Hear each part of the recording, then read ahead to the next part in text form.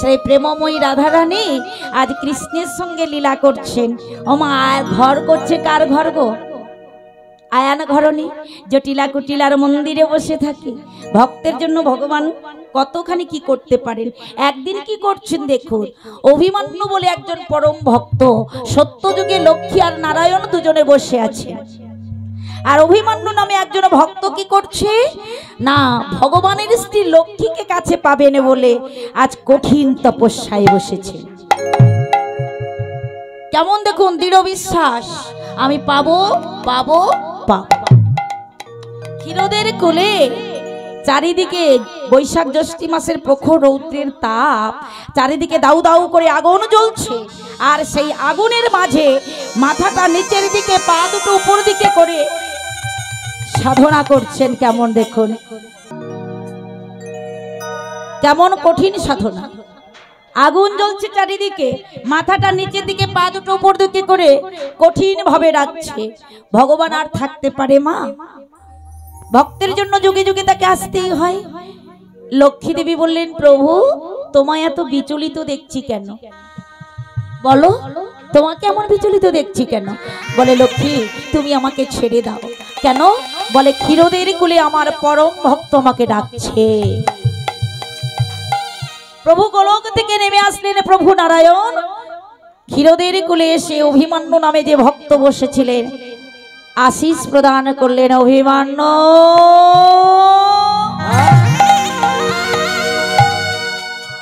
অভিমন্যু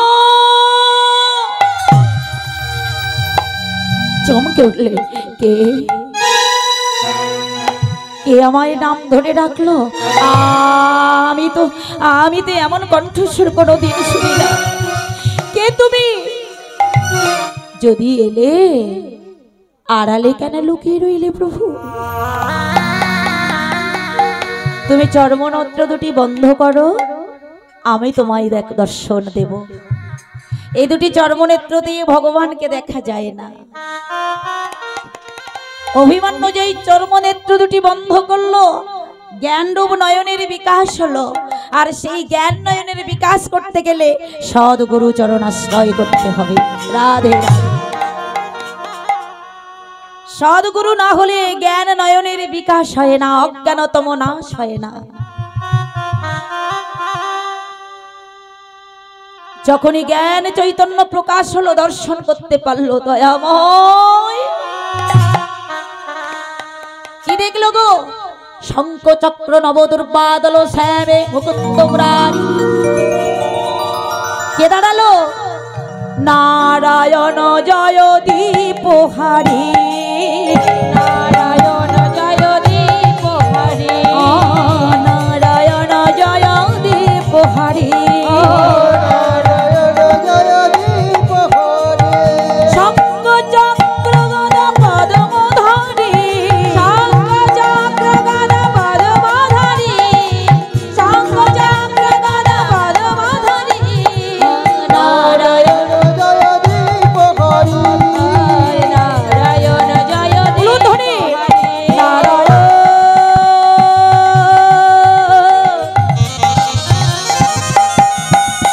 নারায়ণ নারায়ণ নারায়ণ নারায়ণ নারায়ণ নারায়ণ নারায়ণ নারায়ণ নারায়ণ নারায়ণ নারায়ণ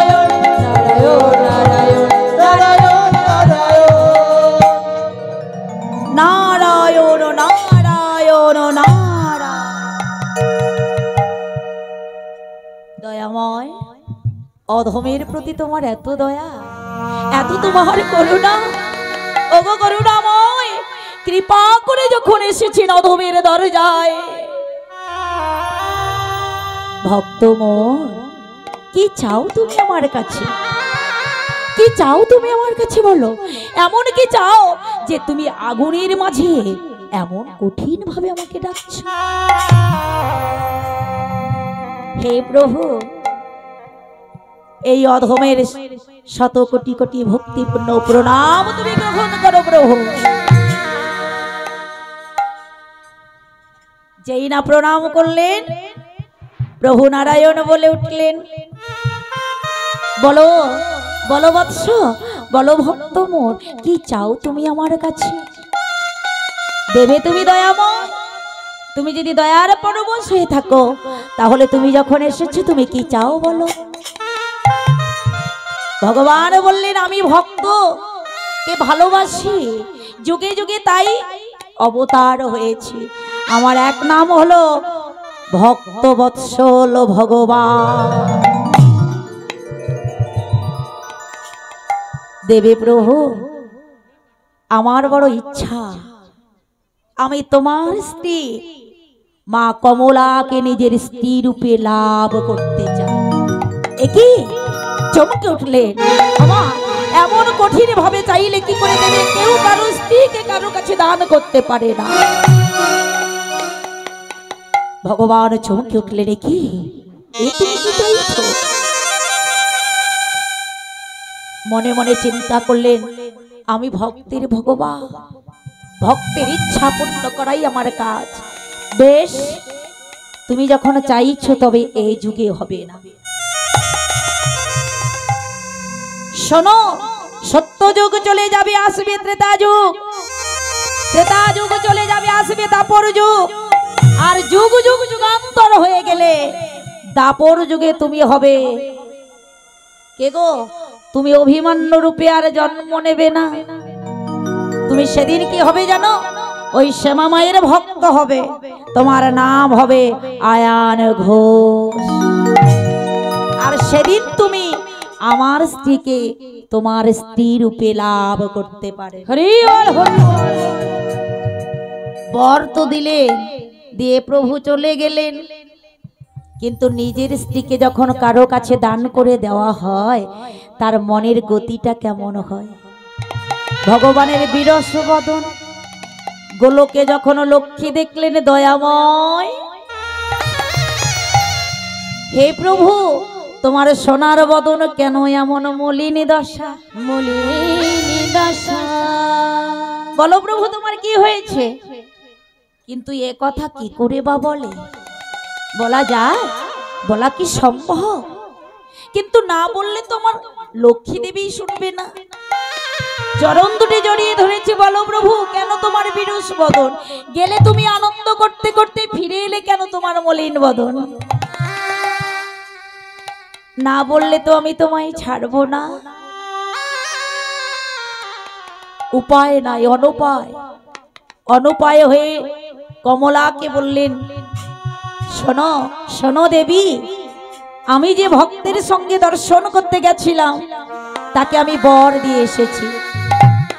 লক্ষ্মী দেবী বললেন, এত বড় আনন্দের কথা প্রভু, এর জন্য আবার নিরানন্দ কিসে?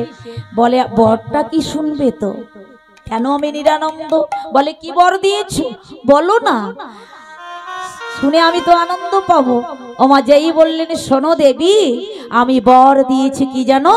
আমি তোমায় তার কাছে দান করে দিয়েছি। এ তুমি কি করলে দয়াময়? এ তুমি কি বললে দয়াময়? তুমি তো জানো আমি তোমা ছাড়া এক পাও চলতে পারি না। জীবনে মরণে তুমি যে আমার, ওগো দয়াময়, বলো বলো বলো বলো, আমি কেমনে যাই বসে থাক? তুমি বলে দাও দয়াময়, আমি তোমাকে ছেড়ে এক পাও চলতে পারি না। তোমায় ছেড়ে কেমন করে সেখানে যাব? কে সেই নরাধম যে আমায় পেতে চাই তার স্ত্রী রূপে? তুমি একবার অনুমতি করো, আমি যাব যাব সেই জায়গায় তার দর্শন করতে। তুমি যাবে, আমি তোমায় অনুমতি দিলাম, তুমি যাও লক্ষ্মী। আর দেরি করলেন না, মা কমলা দ্রুত গতি চললে সেই ক্ষীরদের কুলে গিয়ে ডাকছে, কে অভিমন্যু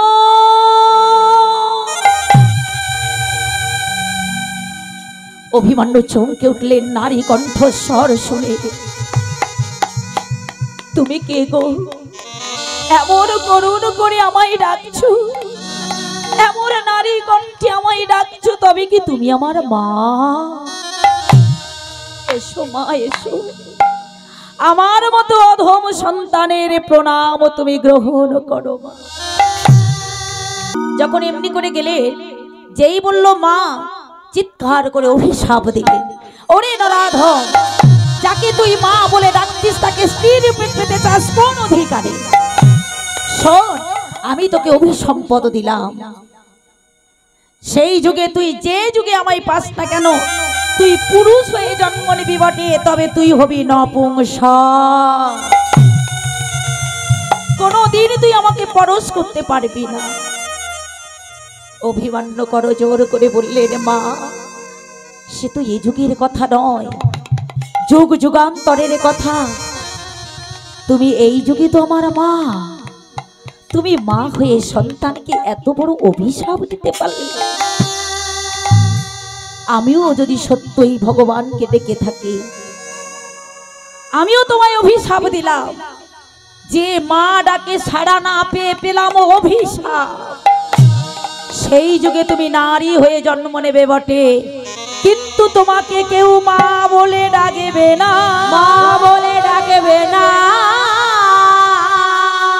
হরি বল, হরি বল। তাই রাধারানীকে কেউ মা বলে না। অভিশাপ দিয়েও এলেন, অভিশাপ মাথায় করে নিয়েও এলেন। গোলকে প্রভুর কাছে এসে বলল, দয়াময়, আমি অভিশাপ দিয়েও এসেছি, অভিশাপ নিয়েও এসেছি। তুমি কথা দাও, সেই যুগে আমি জন্ম নেব, তবে আমি তোমা ছাড়া তো চলতে পারি না। আমি জন্ম নেব বটে, তবে কোনো জনি সম্ভবা জন্ম নেব না। আমি অজনী সম্ভবা হয়ে জন্ম নিতে চাই, এই আমার প্রথম ইচ্ছা। আর দ্বিতীয় ইচ্ছা হলো, জন্মাবার পরে আমি পৃথিবীর আলো দেখবার আগে তোমায় দর্শন করতে চাই। আমি জন্ম হব অন্ধরূপে, অন্ধরূপে জন্ম হব। তুমি আমার অঙ্গে পরশ করলে, তবে আমি চোখ খুলে তোমায় দেখব, তারপরে সসাগরা পৃথিবীর সবাইকে দেখবে। আর তৃতীয় ইচ্ছা, বলো রাধে, শোনো, ওগো দয়াময়, আমি তো জানো তুমি ছাড়া চলতে পারি না। তোমার গলায় ছাড়া অন্য কোনো গলায় আমি বড়মাল্য মাল দান করতে পারি না। তুমি কথা দাও, সেই যুগে আমি জন্ম নিয়ে নারী হয়ে যখন ওর গলায় মালা পরাতে যাব, তুমি আমার সম্মুখে থাকবে। আমার এই বড়মাল্যটা আগে তোমার গলায় দেব, পরে আমি তার গলায় পরাবো। সমস্ত ভক্তমণ্ডলী, আপনাদের জানানো যায় খাওয়ার আনন্দ বেলা খুলে দেওয়া হয়েছে, আপনারা যার সে জায়গায় বসুন আস্তে আস্তে গিয়ে। রাধে রাধে। আজ তো সেই দিন, ভগবান বললেন তথাস্তু তাই হবে। চলে আসলেন দাপর যুগে। কোথায় গো মা? ভগবান কৃষ্ণ কোথায় জন্ম নিলেন? ভক্তকে উদ্ধার করবেন বললে যুগে যুগে অবতার। দেবকী মার কথা দেওয়া ছিল, ও মা, আমি তোমার গর্ভে আসবো, তোমায় মা বলে ডাকবো, তাই না? তাই কংসের কারাগারে আবদ্ধ ভগবান জন্ম নিলেন কোথায়? সেই মথুরায়, কংসের কারাগারে, দেবকী মায়ের গর্ভে। কংসের কারাগারে, রাধে রাধে, মা দৈবকী উদরে, হরি বল, হরি বল। জন্ম নিলেন ভগবান, হরে কৃষ্ণ হরে রাম। বলো বলো বলো, সবাই মিলে তালে তালে, হরে রাম। কংসের কারাগারে মা দৈবকী উদরে, ওই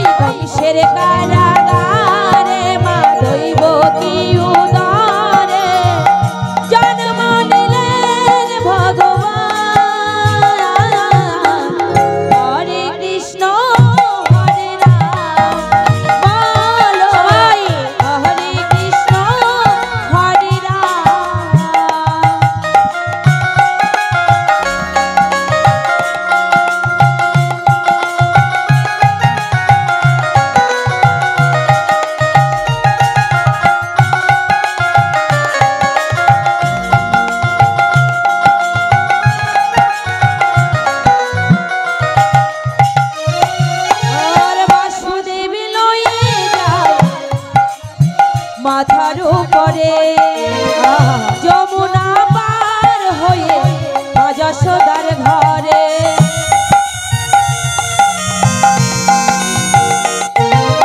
আর বসুদেব লয়ে যায় মাথার উপরে যমুনা পার হয়ে মা যশোদার ঘরে দিনে দিনে বড় হয় দিনে দিনে বড় হয় আমার নব ঘন শ্যামল হরে কৃষ্ণ হরে রাম বলো আই গৌর হরি বল হরি বল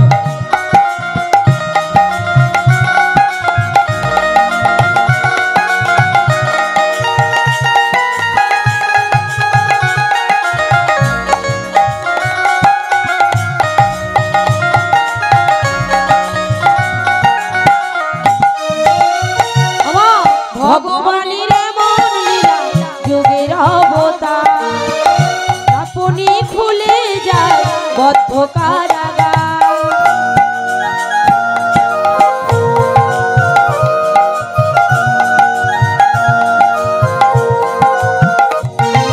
আর ভগবানের এমন লীলা যুগের অবতার আপনি খুলে যায় বদ্ধ কারাগার জপ করিতে পারবে না কেউ জপ করিতে পারবে না কেউ বিধির বিধান বলো হরে কৃষ্ণ হরে রাম বলো হরে কৃষ্ণ হরে রাম কংসের কারাগারে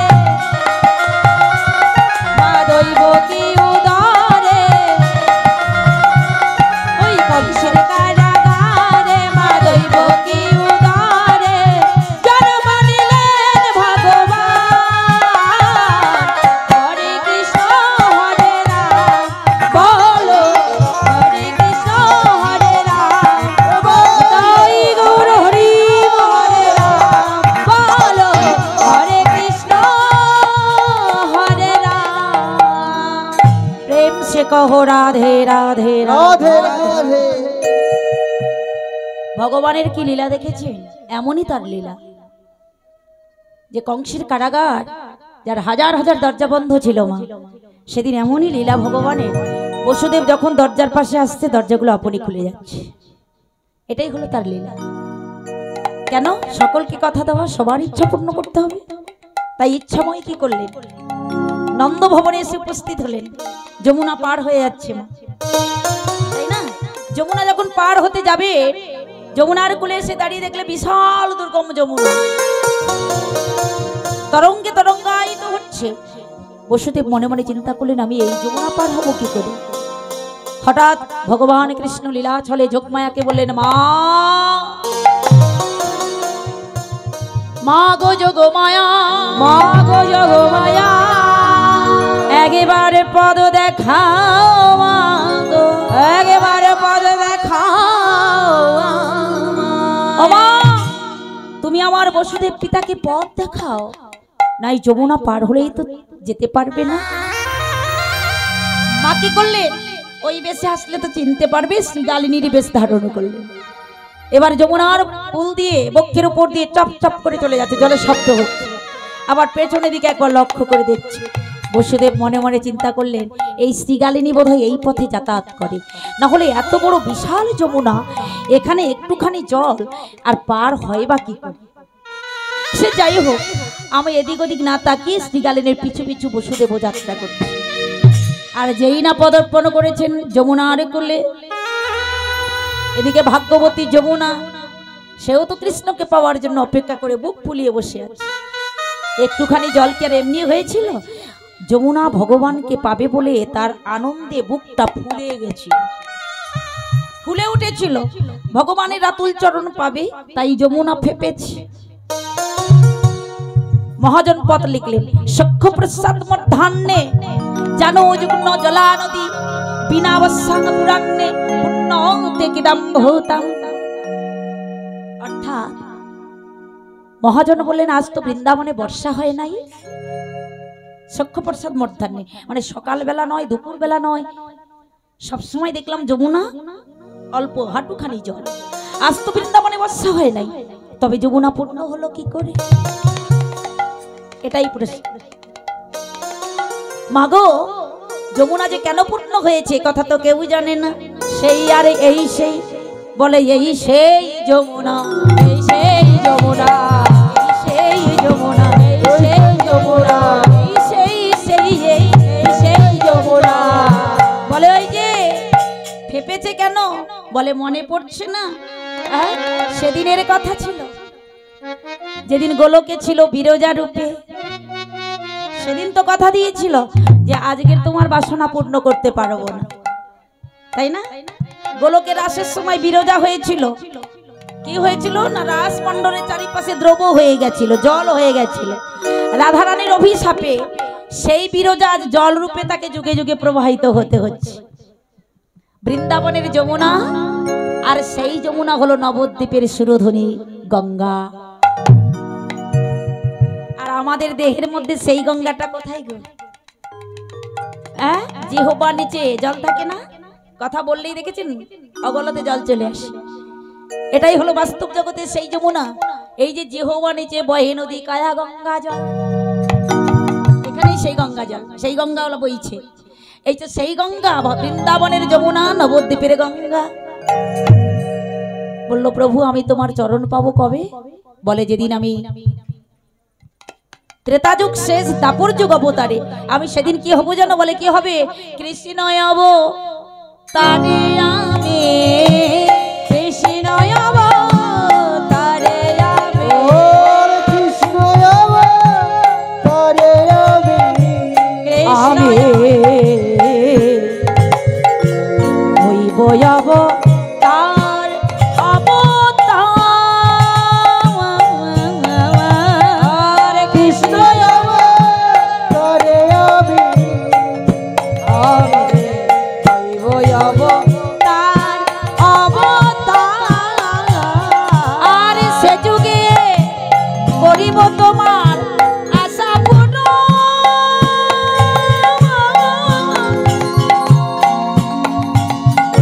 শোনো যমুনা, যমুনা, করিব তোমার আশা পূর্ণ। হরি বল, হরি বল, ও হে শোনো যমুনা, যমুনা। এই যমুনা, এই সেই সেই গো, সেই সেই গো, এই সেই সেই গো, এই সেই সেই গো, এই সেই যমুনা, এই সেই সেই গো, এই সেই যমুনা, এই সেই সেই গো, ও বৃন্দাবনের যমুনা, যে নবদ্বীপের গঙ্গা, বৃন্দাবনের যমুনা, জয় গৌর হরি বল। নবদ্বীপের গঙ্গা, বৃন্দাবনের যমুনা, নবদ্বীপের গঙ্গা, এই সেই সেই গো, সেই সেই গো, এই সেই আর সেই এই মনে পড়ে গেছে। আজ তো সেই দিন, তাই যমুনা বুক ফুলিয়ে রেখেছে। বোঝা গেল মা? যুগে যুগার যুগান্তরের কথা। এক জন্মে কোনো মানুষের কোনো কর্মের ফল লাভ করা যায় না। যখনই বুক ফুলিয়ে রেখেছে, যমুনা বলছে কৃষ্ণ আজকে তোমার চরণ পাবো। সেই দিনের কথা বলে প্রভু ও তো তোমার একার চরণ পাবো, যুগল চরণ কবে পাবো? যেদিন তুমি জন্মবে সেদিন তোমার একার চরণ পাবো, যুগল চরণ কবে পাবো? হরি বল, হরি বল।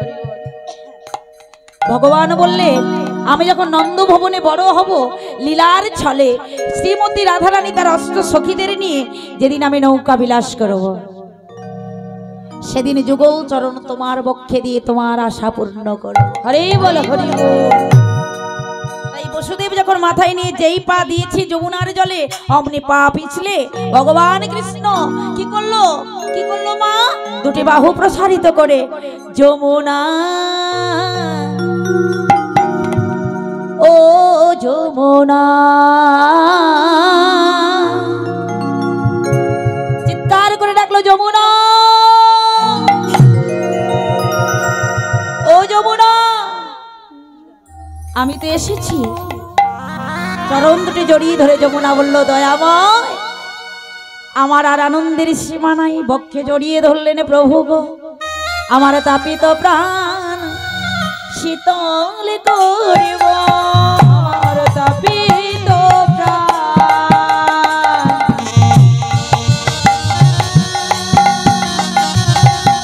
শীতল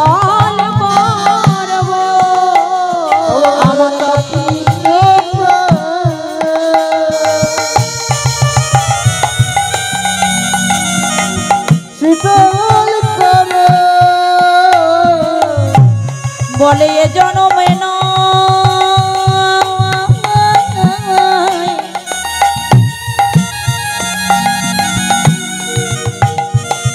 আমার জনমে জনমে আমার তাপিত প্রাণ আমি শীতল করব আমার ওই চরণে ঠাই দিও, আমি তোমার শীতল করব ওই চরণে ঠাই দিও, আমি তোমার শীতল করব তাপিত প্রাণ শীতল করব। কথা হয়ে গেল। কিছু সময় পরে যমুনার সঙ্গে দেখা হয়ে গেল। বাবা বুঝতে পারল না, আবার খুঁজে নিয়ে সেই নন্দ ভবনে রেখে আসলেন। সকাল যখন হলো, নন্দ ভবনের দরজায় দরজায় আনন্দের সাড়া পড়ে গেল। নন্দকুমার এসেছে নন্দের অন্দালয়ে। আবার রাত্রিবেলায় বসুদেব ফিরে গেলেন কাকে নিয়ে? মা যোগমায়া এক অংশে যশোদার কোলে জন্মগ্রহণ করলেন কন্যা রূপে।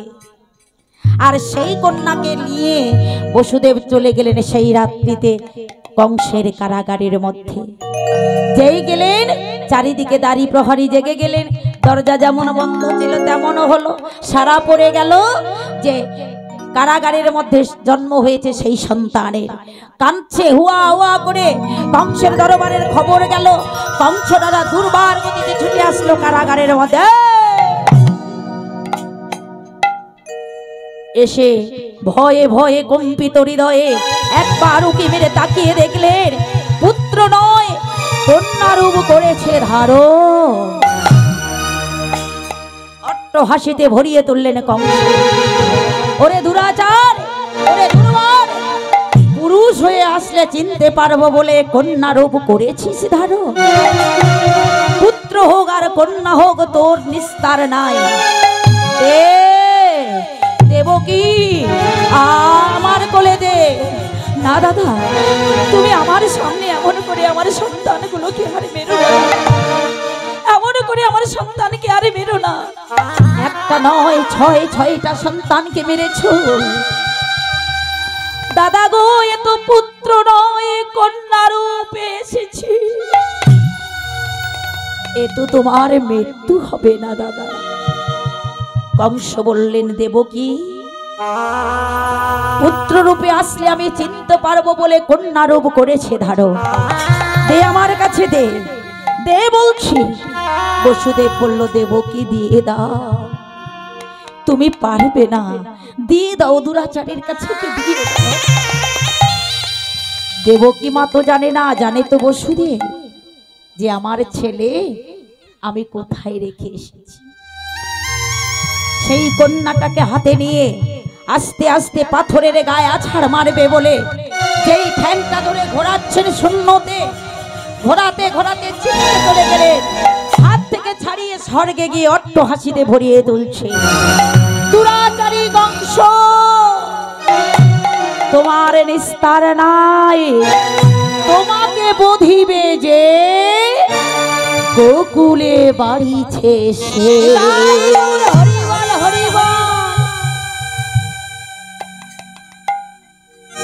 দুর্বার কংস থর থর করে কাঁপছে। তারই প্রহরীকে বলল তোমরা যাও, গোকুলের মাঝে আজ রাত্রিতে যত ছেলের জন্ম হয়েছে সবাইকে মেরে ফেলো। হ্যাঁ গো মা, সেদিন নন্দ ভবনে ব্রজধামে বহু সন্তানের মৃত্যু হয়েছিল, কিন্তু ভগবান কৃষ্ণ রাখে হরি তোমারে কে? ভগবান তিনি, তার আবার মরণ কি গো মা? যশোদার কোলালো করে ছটপট করছে। দিনে দিনে হামাগুড়ি দিতে শিখেছি, হাঁটতে শিখেছি ঠিক 15 দিনের পরে, তাই না? জন্মাষ্টমীর পরে রাধা অষ্টমী। সেই অষ্টমী তিথিতে শুভক্ষণে শুভ লগ্নে আমার রাধা ঠাকুরানী কোথায় আসলো? বিশ্বভানু রাজভবনে কীর্তিদার কাছে চলে আসলো। সে কি জনি সম্ভব? অজনি সম্ভব। কেন? তখনকার দিনে রাজরাজারা মৃগয়া কারণে হরিণ শিকারে বনে যেত। বিশ্বভানু রাজা হাটপুরো ছিল, সবাই নিন্দা করত, তাই মৃগয়া কারণে বনে গিয়ে বড় কষ্ট পেয়েছিল। ভগবান কি করলেন গো, এক যে পদ্মের বাগানের পাশে বসে বসে নিশি যাপন করেছেন। সকাল হওয়ার সঙ্গে সঙ্গে তাকিয়ে দেখলো যে পদ্ম পাতার উপরে সোনার ডিম্ব চকচক চকচক চকচক। বিশ্বভানু রাজা দেরি না করে তাড়াতাড়ি জলে নেমে আজ সেই সোনার ডিম্বটাকে আঁচলে করে নিয়ে ঘরে ফিরে এসেছে। দৈববাণী করে ভগবান বললেন, কেউ জানবে না, আজ থেকে সবাই জানবে কীর্তিদা গর্ভবতী হয়েছে। শোনো শোনো বিশ্বভানু, আরাধনা হতে রাধার উৎপত্তি, এই ডিম্ব থেকে বাচ্চা স্ফুটিত হবেই হবে।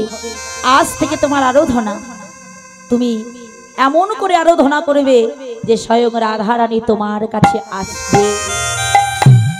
কেন? এ তো পূর্বজন্মের স্বীকৃতি। বৃষভানু নাম হলো কেন? ভানু নাম কার গো? ভানু নাম কার ছিল মা? কার ছিল? সূর্যের এক নাম ছিল ভানু। সূর্যদেব আরাধনা করেছিল, প্রভু ও দয়াময়, আমি এমন এক বস্তু পেতে চাই যে সেই বস্তুর বশীভূত তুমি জানো হও। সূর্যদেব আরাধনা করে পেয়েছিল এই বর, তাই আজ সেই রাধা নামে বস্তুকে পেয়েছি, যার চরণ ধরে আমার ভগবান কাঁদে। তিনি অন্য কেউ নয়, প্রেমের গুরু, তাই না? জগৎ যার পা চরণ পাবে বলে ছোটে, জগৎ ছোটে যার চরণে, আর সে চোটে রাধা চরণে। তাই শুরু হলো সেদিন থেকে আরাধনা। ঠিক সময় মতো শুভ লগ্নে শুভ জন্মাষ্টমী তিথিতে আজ আমার বিশ্বভানু রাধা রানীর জন্ম হলো। এত সুন্দর দিনে জন্ম হলো, কি সুন্দর আনন্দ পড়ে গেল। সারা নগরবাসী আনন্দ করছে, কি আনন্দ নগরে এলো রাধা কীর্তিদার ঘরে। কি আনন্দ নগরে এলো রাধা কীর্তিদার ঘরে। কি আনন্দ নগরে এলো রাধা কীর্তিদার ঘরে। চৌদিকে রমণী গানে উলু উলু দেয়, চৌদিকে রমণী গানে উলু উলু দেয়। ও মা চৌদিকে রমণী গানে উলু উলু দেয়, চৌদিকে রমণী গানে উলু উলু দেয়। কি আনন্দ নগরে এলো রাধা কীর্তিদার ঘরে। কি আনন্দ নগরে এলো রাধা কীর্তিদার ঘরে।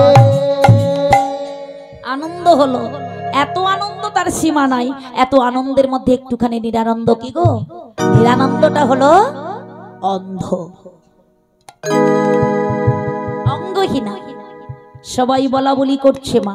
আর কীর্তিদার প্রিয় বান্ধবী ছিল যশোদা। গোপাল তখন একটু একটু করে হামাগুড়ি দিতে শিখেছে। হ্যাঁ, এইবার কি যশোদা শুনতে পেল তার বান্ধবীর একটা মেয়ে হয়েছে, খুব সুন্দর দেখতে, মেয়েটা অন্ধ। আমার কার না ইচ্ছা হয় যেতে? শুনতে পেল মা। মেয়েরা সব খবর কোথায় পায় বলুন তো, একটু বলুন কোথায় পায় গো? ও তাই নাকি? তাহলে যত খবর মেয়েদের কলের ঘাটে গেলে পাওয়া যায়।